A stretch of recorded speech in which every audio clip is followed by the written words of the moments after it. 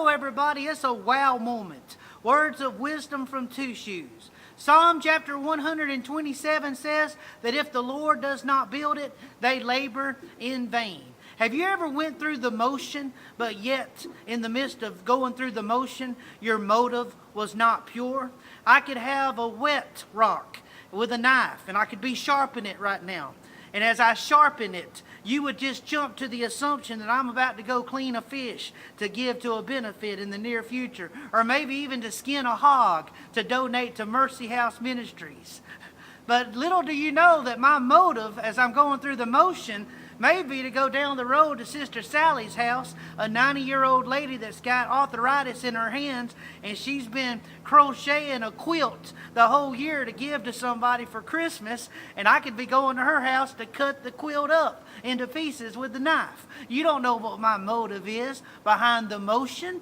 Balaam had a bad motive behind the motion. God told him when Balak was asking him to come curse the Israelites as they were passing through Moab, God told him no. He sought God several times, and finally God told him, you can go, but only speak what I tell you to speak. And as he went, God's anger was kindled against Balaam. Why was God mad at Balaam? Because Balaam was doing just what God told him to do anyways.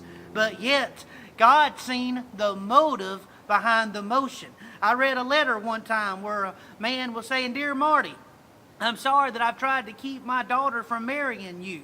I'm sorry for causing all this havoc against your relationship with her.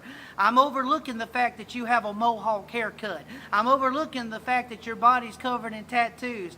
I'm overlooking the fact of all the piercings that you have on your body. I'm overlooking the fact that you have never held a job, and how that my daughter's got scholarships to Harvard. Great education, but yet she's not going to go to college because all she has is marrying you in her mind and having a big family. And then he puts, sincerely, your future father-in-law. P.S. Congratulations on winning the lottery. You see, the man had a great motion going on, but his motive wasn't right, was it?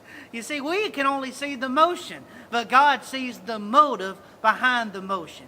So if your motive is not pure in the midst of your motion, then it's time for us to let God examine us. David prayed in Psalm 51 after he'd committed sin with Bathsheba. He talked about, God, I want you to know the inner parts of my being. We're talking about the motives behind the motions. Let's examine our motives today to make sure that they are pure in the midst of our motions. May God richly bless you today and every day.